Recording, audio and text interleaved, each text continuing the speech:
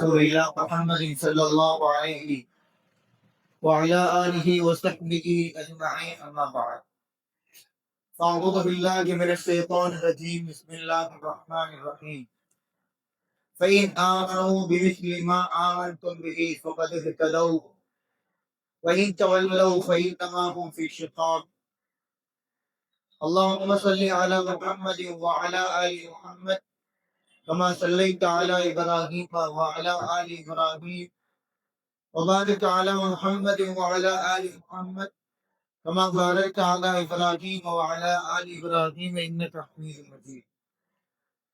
கண்ணியத்திற்கும் மிகுந்த மதிப்பிற்கும் உரிய சகோதர சகோதரிகளே, அல்லாஹ்வின் நடிகார்களே, இன்றைய தினத்தில் நோன்பை நிறைவு செய்த பின், இரவு தொழுகையை நிறைவு செய்த பின், அல்லாஹ்வை பற்றி, அவருடைய தீனை பற்றி சில நிமிடங்கள் பேசுவதற்கான வாய்ப்புகளை பெற்றிருக்கக்கூடிய நாம், நமக்கு கிடைத்திருக்கக்கூடிய இந்த வாய்ப்பை பயன்படுத்தி நம்முடைய அறிவையும் நம்முடைய செயல்களையும் நம்முடைய தாவாக்களையும் பலப்படுத்திடும் பொருட்டு சில விஷயங்களை உங்களோடு பகிர்ந்து கொள்ள விரும்புகின்றேன்.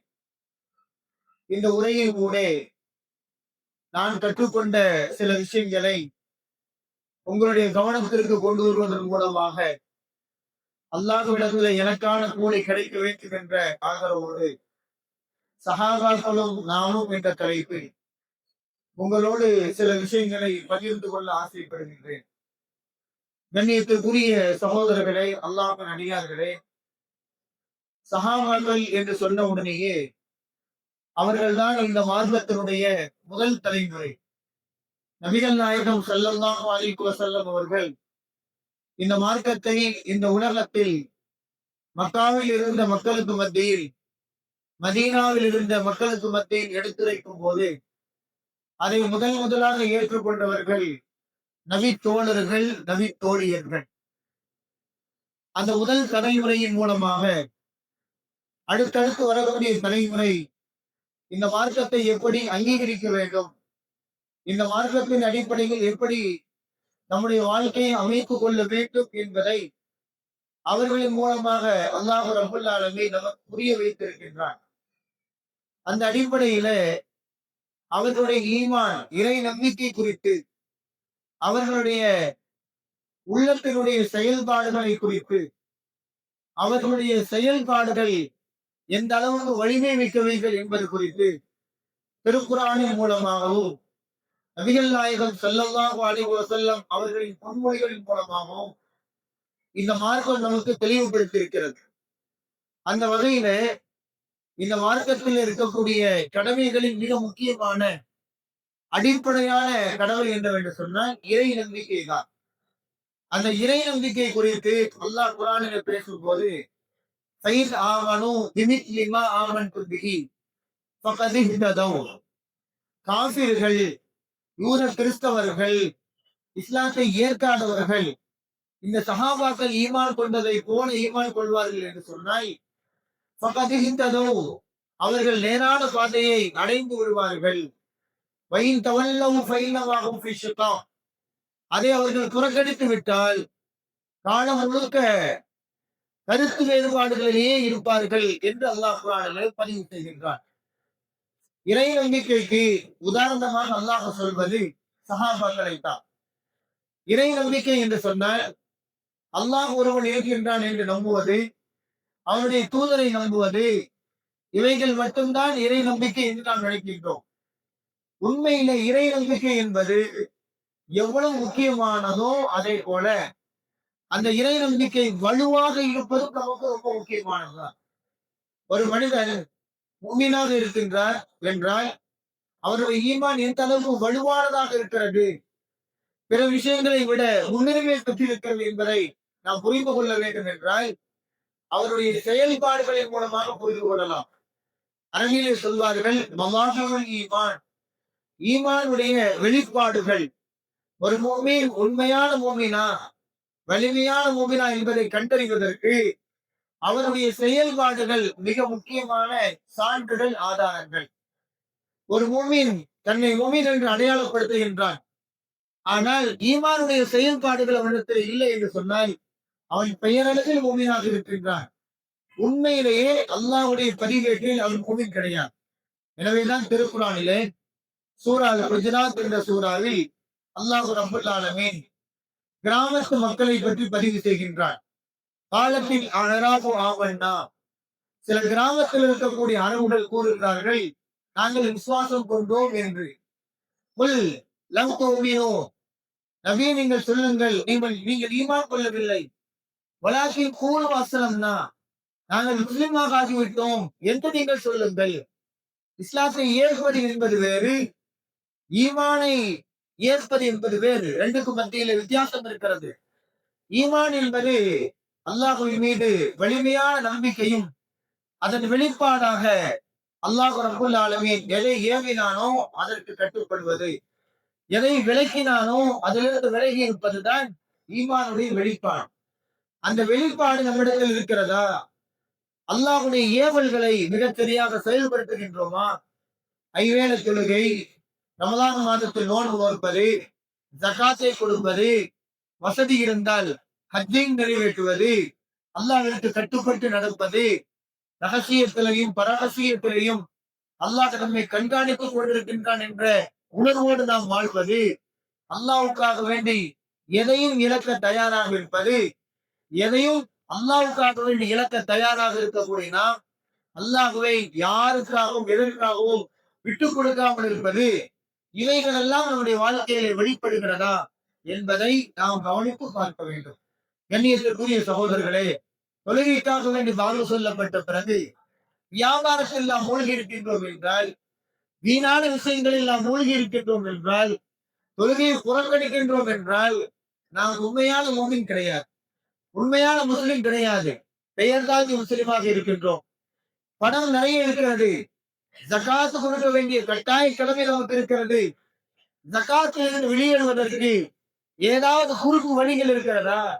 ஏதாவது குறுக்கு வழிகளை புகுந்து ஜகாத்திலிருந்து நாம் வெளியேறுவதற்கான சந்தர்ப்பங்கள் கிடைத்தால் அதை பயன்படுத்துவதற்கு நாம் முயற்சிக்கின்றோம் என்றால் நாம் உண்மையான முஸ்லிம் கிடையாது.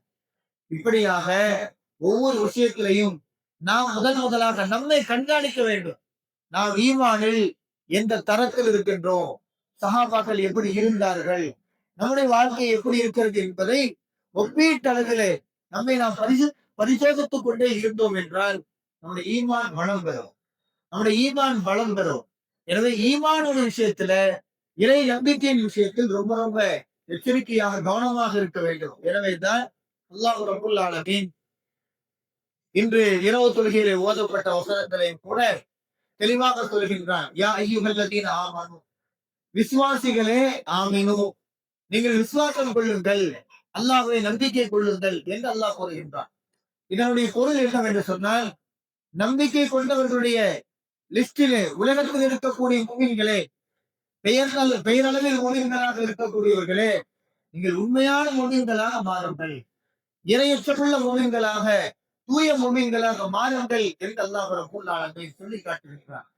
கண்ணியத்திற்குரியவர்களே, நம்முடைய ஈமான் உண்மையிலேயே வலிமையான ஈமானாக இருந்தால், அல்லாஹ்வுடைய திருப்தியை அடிப்படையாக கொண்ட ஈமானாக இருந்தால், அந்த ஈமானை மற்றவர்களிடத்தில் கடத்துவதிலே நாம் தீவிரம் காட்ட வேண்டும். நாம் எப்படி இந்த மகத்தான பெயரிப்பத்தை பெற்றிருக்கின்றோமோ அதை மற்ற மக்களிடத்திலேயும் யார் ஈமானை ஏற்றுக்கொள்ளவில்லையோ அவர்களிடத்தை சொல்வதற்கு நாம் முயற்சி செய்ய வேண்டும். நடைமுறையிலே பாருங்கள், ஒரு நபரை நீங்கள் சந்திக்கிறீர்கள், அவர் உங்களுக்கு வேண்டப்பட்டவராகவும் இருக்கலாம், வேண்டப்படாத புதிய நபராகவும் இருக்கலாம், அறிமுகம் இல்லாதவராகவும் இருக்கலாம். அப்படி ஒருவரை சந்திக்கும் போது முதலாக அவரிடத்தில் நீங்கள் எதை ஆர்வமாக பேசுகிறீர்கள்? வியாபாரத்தை பற்றி பேசுகிறீர்கள் என்றால், வியாபாரத்தில் உங்களுக்கு அளவடங்க விருப்பம் இருக்கிறது என்பது பொருள். விளையாட்டை பற்றி பேசுகிறீர்கள் என்றால், உங்களுக்கு விளையாட்டிலே அளவுகடந்த ஆர்வம் இருக்கிறது, விருப்பம் இருக்கிறது என்பது பொருள். நீங்கள் எது குறித்து பேசுகிறீர்களோ அதில் உங்களுக்கு அனாதியான ஆர்வமும் பற்றும் இருக்கிறது.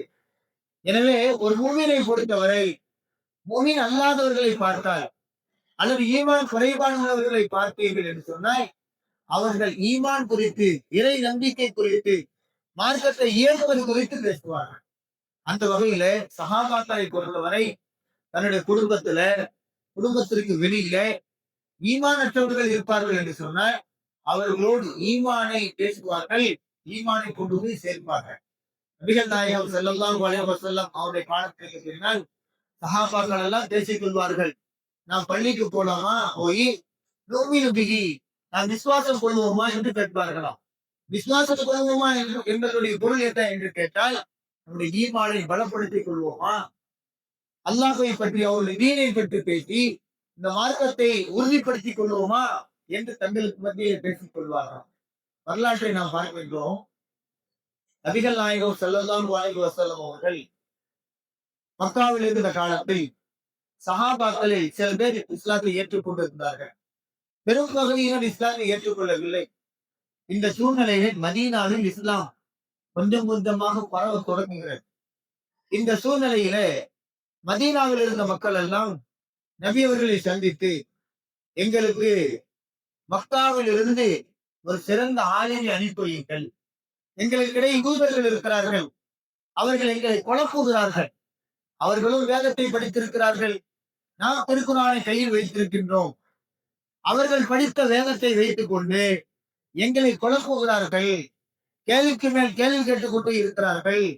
மற்றவர்களுக்கு மத்தியிலே எங்களை பற்றி சந்தேகத்தை ஏற்படுத்துகிறார்கள். எனவே ஒரு ஆளுமை எங்களுக்கு அனுப்பிட்டார்கள்.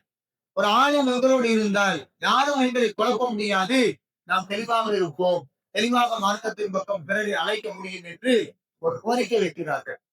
அந்த கோரிக்கையை ஏற்றுக்கொண்ட நபி ஸல்லல்லாஹு அலைஹி வஸல்லம் அவர்கள் முஸஅப் இப்னு உமைர் ரலியல்லாஹு அன்ஹு அவர்களை மதீனாவிற்கு அனுப்பி வைக்கிறார்கள். மதீனாவிற்கு சென்றதும் முஸஅப் இப்னு உமைர் ரலியல்லாஹு அன்ஹு அவர்கள் இஸ்லாத்தை மக்களுக்கு மத்தியிலே எடுத்துரைக்கிறார்கள். இஸ்லாத்தை ஏற்கிறார்கள். ஆண்களும் பெண்களும் இஸ்லாத்தை நோக்கி வந்து கொண்டிருக்கக்கூடிய நேரத்தில் தான் முஸஅப் இப்னு உமைர் ரலியல்லாஹு அன்ஹு அவர்களுடைய தாவாவால் ஈர்க்கப்பட்டு அம்ருல் ஜமூஹ் என்று சொல்லப்படுகின்ற ஒரு சஹாபியினுடைய மனைவியும் 4 பிள்ளைகளும் இஸ்லாத்தை ஏற்றுக்கொள்கிறார். அவர்களுடைய பேர் வாவித் என்று சொல்லப்படக்கூடிய 2 பிள்ளைகள் உட்பட 4 பேர் இஸ்லாத்தை ஏற்றுக்கொள்கிறார். ஏற்றுக்கொண்ட உடனேயே ரகசியமாக இஸ்லாத்தை பின்பற்றுகிறார்கள். பகிரங்கமாக அவர்களை இஸ்லாத்தை பின்பற்ற முடியாத சூழ்நிலை இருக்கிறது. இந்த சூழ்நிலையில் தான் மக்காவில் இருந்தவர்கள், மதீனாவில் இருந்தவர்கள், அவர்களிலே உயர்ந்த குலத்தை சார்ந்தவர்கள், அவர்களுக்கு ஒரு நடைமுறை இருந்தது. என்னவென்று சொன்னால், தங்களுடைய வீட்டிலேயே தங்களுக்கு பிரியமான ஒரு தெய்வத்தை வழங்கி வைத்து வழங்குவார்கள். இன்றைக்கும் நாம் பார்க்கின்றோம், செல்வந்தர்கள் பணக்காரர்கள் இருப்பார்கள் என்றால் வீட்டிலேயும் கோயிலை கட்டி வைத்திருக்கிறார்கள். தங்களுக்கென்று ஒரு குல தெய்வத்தை வைத்திருக்கிறார்கள். அந்த குலதெய்வத்திற்கு ஒவ்வொரு ஆண்டும் விழா எடுக்கிறார்கள், கொடை நடத்துகிறார்கள். இதையெல்லாம் நாம் பார்க்கின்றோம். இதே மாதிரிதான் அந்த அரபுகளை பொறுத்தவரை செல்வாக்கு மிக்கவர்கள் தங்களுடைய வீட்டிலே ஒரு குலதெய்வத்தை வைத்திருப்பார்கள். அவர்களும் வைத்திருந்தார்கள். அந்த தெய்வத்திற்கு முன்னால் வணங்கி கொண்டிருக்கும் போது அம்ருல் ஜமூனுடைய பிள்ளைகளும் அவர்களுடைய மனைவி இஸ்லாத்தை ஏற்றுக்கொண்டதற்கு பின்னால் தன்னுடைய தகப்பனாரிடத்துல முஸஅப் இப்னு உமைருடைய வருகையை பற்றியும் அவர்கள் சொல்லக்கூடிய மார்க்கத்தை பற்றியும் எடுத்து சொல்லுகிறார்கள். அந்த மார்க்கத்தின் மதீனத்து மக்கள் கூட்டம் கூட்டமாக வந்து கொண்டிருக்கக்கூடிய தகவல்களை சொல்கிறார்கள். அப்ப அம்ருல் ஜமூஹ் அவர்கள் அப்படி என்ன மார்க்கத்தை சொல்லுகிறார், எனக்கு அவர் சொல்லக்கூடிய மார்க்கத்தை சொல்லுங்களேன் என்று கேட்கும்போது சூரத்துல் ஃபாத்திஹாவை அவருடைய பிள்ளைகள் ஓதி காட்டுகிறார்கள். அல்ஹம்துலில்லாஹி ரப்பில் ஆலமீன் என்று சொல்லக்கூடிய இந்த சூரா. அதை கேட்ட உடனே அம்ருல் ஜமூஹ் ரலியல்லாஹு அன்ஹு அவர்கள் ரொம்ப ஆச்சரியப்பட்டு, ரொம்ப அழகாக இருக்கிறது. அரபுகளை பொறுத்தவரை மொழியிலே ஆர்வம் மிக்கவர்கள். அந்த மொழியில் இருக்கக்கூடிய பிழைகளையும் அதில் இருக்கக்கூடிய இலக்கியத்தையும் மிக தெளிவாக அறிந்தவர்கள்.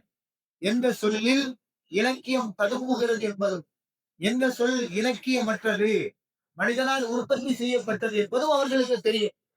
எனவே சூரத்துல் ஃபாத்திஹாவை கேட்ட உடனேயே இது இவ்வளவு அழகான ஒரு வரிகளை கொண்டதாக இருக்கிறது என்று மெய்சிலிர்த்து போய்விடுகிறார். உடனே அவர்களுடைய பிள்ளைகள், நீங்கள் அம்ருல் ஜமூஹ் ரலியல்லாஹு அன்ஹு அவர்களை பார்த்து சொன்னார்கள், நீங்கள் முஸஅப் இப்னு உமைர் இடத்தில் வருகிறீர்களா? அவர் உங்களுக்கு மார்க்கத்தை சொல்வார். இல்லை அவரை நாங்கள் அழைத்து வரட்டுமா? உங்களோடு அவர் பேசுவார் என்று கேட்கும் போது அமுதன் ஜம்மு சொல்றாங்க, வேண்டாம் வேண்டாம், நான் எந்த மார்க்கத்தில் இருக்கின்றேனோ அந்த மார்க்கத்தில் இருந்து கொண்டே அவர் சொல்லக்கூடிய கொள்கை சரிதானா என்பதை சிந்திக்க வேண்டியது இருக்கிறது. கால அவகாசம் வேண்டும் என்று கால அவகாசத்தை கேட்கிறார்கள். அதன் பிறகு காலங்கள் கடந்து போகிறது. ஒரு நாள் உமைர் ரலியல்லாஹு அன்ஹு அவர்கள் வந்து சூரா யூசுஃபை ஓதி காட்டினார்கள். அந்த யூசுஃபினுடைய சூறாவை கேட்ட உடனே அவர்களுக்கு ரொம்ப பெரிய பேரானந்தம் ஏற்படுகிறது, பெரும் மகிழ்ச்சி ஏற்படுகிறது. ஏற்பட்டவுடன் இஸ்லாத்தை ஏற்க வேண்டும் என்ற எண்ணம் இருந்தாலும் கூட பழைய தெய்வத்தை அவரால் விட்டுவிட முடியவில்லை. மனிதனை பொறுத்தவரை பழக்கத்திற்கு அடிமை என்று சொல்வார்கள். எதை பழகிவிட்டார்களோ அந்த பழக்கத்திலிருந்து அவ்வளவு எளிதாக நம்மை மாற்றிவிட முடியாது.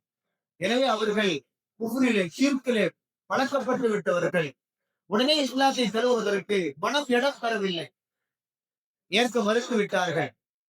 ஆனால் கூட பிள்ளைகள் விடவில்லை. என்ன தெரியுமா செஞ்சாங்க? அவர் வணங்கக்கூடிய அந்த தெய்வத்தை அவர் இல்லாத நேரத்தில் எடுத்து கொண்டு வெளியில கொண்டு போட்டு விட்டார். அவர் ரூம்ல வந்து பாக்குறாரு, தெய்வத்தை காணல. தேடி போறாரு, கடைசியில தெய்வத்தை பார்க்க யார் ஒன்று அந்த கொண்டு போட்டது, அவர்களை கண்டால் நான் உதைப்பேன் அடிப்பேன் என்று தனக்குள்ளே பேசிக்கொண்டு தெய்வத்தை அழகா திரும்ப கொண்டு வச்சிடுறாரு. திரும்பவும் எடுத்து போடுறாங்க. இப்படியே ஒன்றுக்கும் மேற்பட்ட தடவை பல தடவை செய்த பிறகு கூட அவர் தன்னுடைய நிலைப்பாட்டிலிருந்து மாறவில்லை. உடனே அந்த மகன்கள் பிள்ளைகள் என்ன தெரியுமா சொல்றாங்க? ஒரு நாள் 3வது 4வது முறை அந்த சிலையை வெளியே தூக்கி போட்டதற்கு பிறகு அவர் தேடி தேடி எடுத்து வைத்து விட்டு கடைசியாக ஒரு வாழை பக்கத்துல வச்சார். இனிமே யாராவது உணவு தொட்டா இந்த வாழை வச்சு வெட்டி ஈழ்த்தி அப்படின்னு சொல்லி வச்சிடுறாரு. மறுநாளும் வர்றாங்க, வந்து என்ன பண்றாங்க, இந்த சிலையை எடுத்து போய் ஒரு செத்த நாயோடு கட்டி ஒரு வாழும் இடத்துல வச்சு போட்டுறாங்க. அதுக்கு பிறகுதான் இவர் சிலையை தேடி போறாரு. ஒரு செத்த நாயோடு அந்த சிலை கட்டப்பட்டு ஒரு வாழும் இடத்தில் வீசப்பட்டு கிடக்க. ஒவ்வொரு நாளும் எடுத்துட்டு வருவாரு, கழுவுவாரு, அத்தரை பூசுவாரு, தன்னுடைய மூச்சு அறையில கொண்டு வச்சிருவார். ஆனா இன்றைக்கு நம்முடைய தெய்வத்துக்கே இந்த நிலையா? நாம் வாழை கொடுத்தோம், சுத்தப்படுத்தி நம்முடைய பூஜை அறையில தூய்மைப்படுத்தி நறுமணங்களை பூசி வைத்தோம். ஆனால் அந்த தெய்வத்தால் தன்னை பாதுகாத்துக் கொள்ள முடியவில்லையே என்று யோசிக்க ஆரம்பித்தார். யோசிக்க ஆரம்பித்ததும் பிள்ளைகள் எல்லாம் சுதாரித்துக் கொண்டு மார்க்கத்தை விரைந்து சொன்னார்கள். இஸ்லாமை ஏற்றுக்கொண்டார். காலத்திலே போர்க்களத்திலே பங்கேற்றார் என்றெல்லாம் அவருடைய வரலாறு நீண்ட வரலாறு. இங்கே நாம் கவனிக்க வேண்டிய விஷயம் என்று சொன்னால், ஈமானுடைய சுவையை, அந்த டேஸ்டை அறிந்தவர்கள் இயல்பாகவே அவர்களுடைய விருப்பம் எப்படி இருக்கும் என்றால் பிறருக்கும் கொடுக்க வேண்டும், பிறரும் இதை சுவைக்க வேண்டும், பிறரும் இதை அனுபவிக்க வேண்டும். நாம் எந்த மௌத்திகத்தில் இருந்தோமோ, எந்த ஒவ்வொரு சிறுக்கில இருந்தோமோ, நம்ம எந்த ரப்பு காப்பாற்றினானோ அதே ரப்பு எல்லா மக்களையும் காப்பாற்ற வேண்டும் என்ற உணர்வால் உந்தப்படுவார்கள். மால்கம் எக்ஸ் என்று சொல்லப்படக்கூடிய அமெரிக்க கருப்பணத்தை சார்ந்தவர் இஸ்லாத்தை ஏற்றுக்கொள்கிறார். ஏற்றுக்கொண்டதற்கு பிறகு அவருடைய காரா ஒவ்வொரு தடவையும் சிகரில் இருக்கும் போதெல்லாம் தாவா செய்ய வேண்டும் என்பதற்காக காருடைய டாப் இருக்குல்ல, அதுல ஒரு போல்டு போட்டு அவர் வண்டி ஓட்டிக்கிட்டே இருப்பாராம். எங்கேயாவது சிக்னல் விழுந்துச்சுன்னா, சிக்னல் எவ்வளவு நேரம் விழும்? 1 நிமிஷம் அதிகபட்சமாக விழும். அந்த 1 நிமிஷத்துல டாப்பை ஓபன் பண்ணி இஸ்லாத்தின் பக்கம் அழைப்பு கொடுத்து விட்டு திரும்ப ஓட்ட ஆரம்பிச்சாங்க. ஏன் அவருக்கு இவ்வளவு இன்ட்ரெஸ்ட், இவ்வளவு ஆர்வம் என்று கேட்டால், நம்மை போல நிறவரி கொடுமையால் பாதிக்கப்பட்ட கருப்பிடத்தை சார்ந்தவர்கள் இஸ்லாத்தை ஏற்றுக்கொண்டு விட்டால் அல்லாஹ்வை விசுவாசம் கொண்ட மிகப்பெரிய விசுவாசிகளாகவும், கருப்பிடத்திலிருந்து பாதிக்கப்பட்ட மக்கள் அதிலிருந்து வெளியேறி சமத்துவத்தின் பக்கம் போதிக்கக்கூடிய இஸ்லாத்தை ஏற்றுக்கொண்டவர்களாகவும் மாறி வருவார்கள். இஸ்லாத்தை பொறுத்தவரை வெள்ளையின் கருப்பணம் ஒன்றுதான், ஏற்றுத்தாழ்வு கிடையாது என்ற ஒரு சத்திய கொள்கைக்குள்ளே வெளிவிடுவார்கள் என்ற பேராவலின் காரணமாக தான் ஏற்றுக்கொண்ட அந்த மார்க்கத்தை நோக்கி அத்தனை பேரும் வர வேண்டும் என்ற ஆர்வ மிகுதியால் வாய்ப்புகள் கிடைக்கும் போதெல்லாம் அதை பயன்படுத்திக் கொள்வார்களாம். இது மாதிரியான ஆர்வம், இது மாதிரியான வேட்கைகள் நம்மிடத்தில் இருக்கிறதா என்று சொன்னால் பெரும்பாலும் இல்லை என்றுதான் நான் சொல்ல வேண்டும். அப்படியானால் ஈமானை நாம் நம்மை இன்னும் மெருகேற்ற வேண்டியது இருக்கிறது.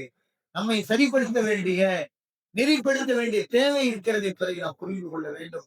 எனவே சஹாபாக்கள் எப்படி ஈமான் கொண்டார்கள், அந்த ஈமானுடைய மவாகிறுகள், வெளிப்பாடுகள் என்னவெல்லாம் அவர்களிடத்தில் இருக்கிறது, அது நம்மிடத்தில் இருக்கிறதா, இருப்பதற்கு நாம் என்ன செய்ய வேண்டும் என்பது குறித்து நாம் யோசிக்க வேண்டும். நிறைய வாசிக்க வேண்டும். வாசித்ததை உள்வாங்க வேண்டும், செயல்படுத்த வேண்டும். எல்லாம் அல்ல அல்லாஹ் சுப்ஹானஹு வ தஆலா நிறைய விஷயங்களை கற்று செயல்படுத்தி பிற மக்களுக்கு நம்முடைய செயல்களால் சொற்களால் எடுத்துச் செல்லக்கூடிய வாய்ப்பை நம் எல்லோருக்கும் தந்து அருள்பாலிப்பானாக. வாக்குறுதி அல்லாஹ் அல்ஹம்துலில்லாஹி ரப்பில் ஆலமீன். அஸ்ஸலாமு அலைக்கும் வ ரஹ்மத்துல்லாஹி வ பரகாத்துஹு. சுப்ஹானக்கல்லாஹும்ம